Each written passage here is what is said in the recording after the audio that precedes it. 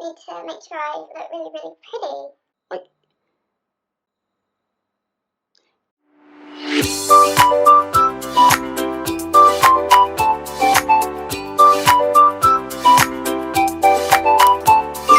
hi guys, welcome back to my channel. I'm Kez. There's some unicorns. Here's another unicorn without a horn. Still counts. Together that makes kezandunicorns. Yay. I didn't want to make this video. I do have a video that is kind of focused on Carmageddon, but the stuff that has been coming out about Shane Dawson, quite frankly, it's disturbing. I don't know how much you are following it. I'm guessing quite a bit if you're watching this video. And I went on Twitter, a cesspool of the world, and I felt like I needed to address this. So Shane wrote a book, and there's a little excerpt from it. Trigger warning! Says that this was found on Reddit. Let me get back on track and also away from discussing boy penis. I'm guessing there are legal ramifications for talking about that in a book. Anyways, every morning I would wake up at the same time. No leg hair, no moustache, and definitely not a deep voice. But the worst trait that I had was something no boy wants. I had a pretty face. Now, I don't want this to sound cocky. I really did have a beautiful face. It was plump and round in the right places. My cheekbones were high and sat perfectly under my Coke bottle glasses, creating a cute little crease when I smiled. My lips were soft and shiny. My eyelashes were literally 3 inches long and made audible flapping sounds when I blinked, like a fairy flying through the clouds. I'm still shocked and slightly offended that I was never molested. Oh my god. Oh my god. I was molested. I have been. What? I was molested. That I was never molested. I was molested. Who writes that? Who writes that? Someone make this all make sense. Someone explain to me how did he get away with this? Who writes that? How does someone get away with over a decade of being a public figure that people enjoy watching, who has made so much money from doing so many things that are just messed up? But in my other videos, I said that while there seems to be a lot of information on Carmageddon, and yet there seems to be no information on Carmageddon, and I say in one of them, wow, this is why I felt like I needed to film this. I say in one of them that I don't personally believe that Shane Dawson is, you know, a sexual predator or a pedophile or anything. And I still don't want to believe that he is. I want to believe that it's shock value, you know, something dumb that he did because he was like the first generation to use YouTube, and at that point no one knew what YouTube was gonna be, and he wanted to get attention, so he did things for shock value. I mean, that sounds about right to me. But writing that in a book, coupled with the group chats with teenage girls that he would make twerk, with the inappropriate jokes that revolved around kids. I mean, I would be one of the first to say, you know, I was different 10 years ago. Of course I was. Everyone's different because people learn and they grow. It's not like you suddenly become an adult and stop growing or learning things and evolving and bettering yourself. I hope for the most part. That's what I try and do as much as I can. And I can get by with we all make mistakes, and that's what I thought this was. I thought this was a messed up couple of isolated events that were for shock value, and it wasn't, was it? I was really freaking naive, really naive. I still don't want to believe that he did anything to children. I really don't, and I don't think that is the case. at all. I do think it's shock value, but your shock value shouldn't rely on using children and ideas of molestation. I mean, if he wants to claim that he had a messed up childhood, that I was never molested. I was molested.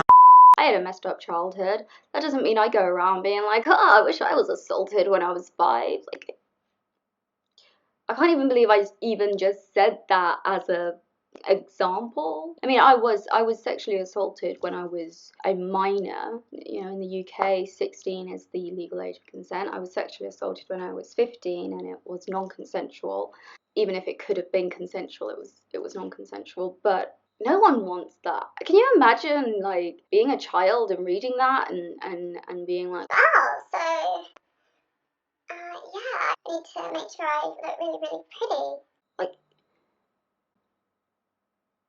it's messed up. It's messed up. I don't think there is any other way to frame this discussion. In my eyes, it is messed up. He needs to stop. He needs to figure out what the hell happened to him to make him think that that was an okay thing. And this isn't just on him. If this was self-published, that would be fine, but it doesn't look like it was, which means that not only did he write this, but an editor, a publisher, they approved this?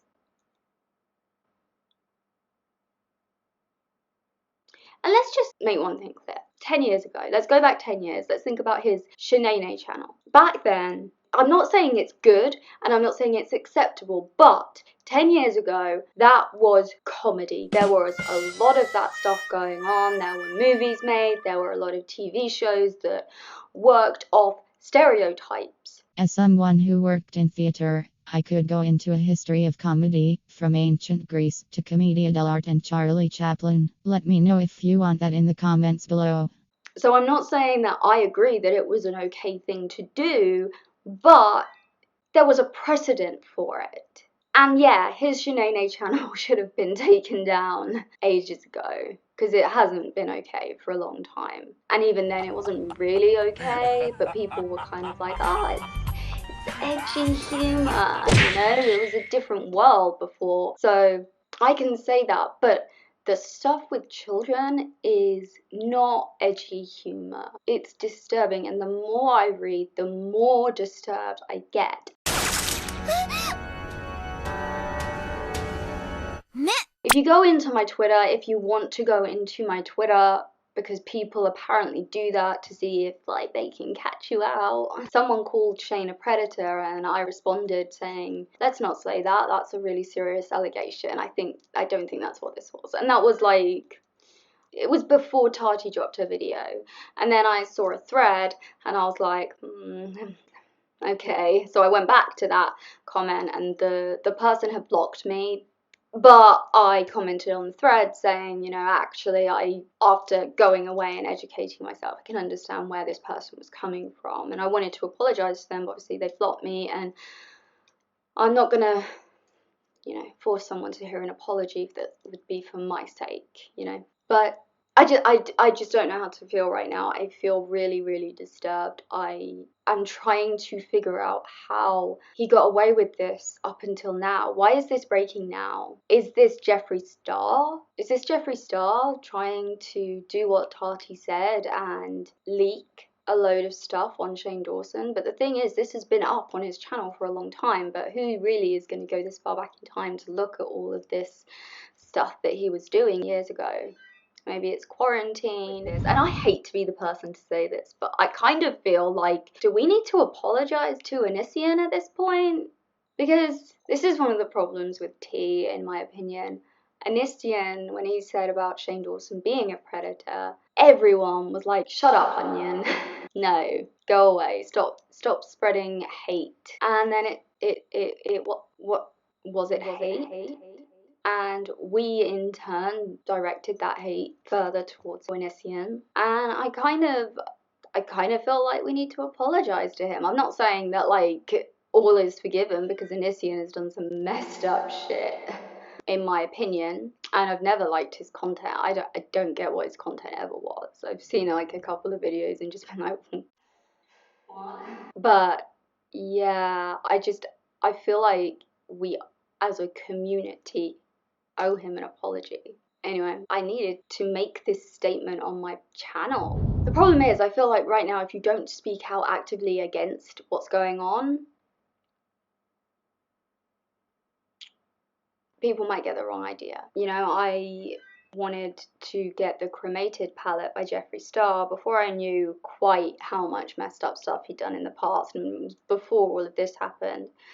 And one of his stans tried to use a screen grab of one of my tweets saying, you said you wanted the palette. And I was like, yeah, before this all happened. I'm just, if you are still supporting Shane Dawson, that's your prerogative. I'm not gonna sit here and tell you not to, but I would request that you have a look at what's going on Twitter, because the threads on there are disturbing. Somehow I want it all to be fake, but a lot of this can't have been fake. You know, the video stuff it's video, it's not fake. So I guess this is me officially withdrawing my support of Shane Dawson and Jeffree Star.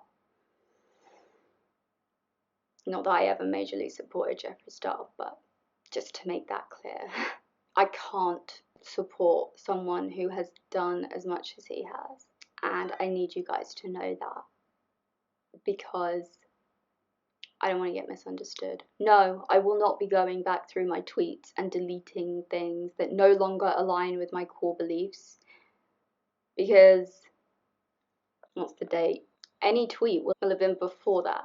And this isn't even based on what Tati has said that Shane did. If Shane did that too, that's just even more reason. But this is about the edgy jokes he made, particularly regarding children.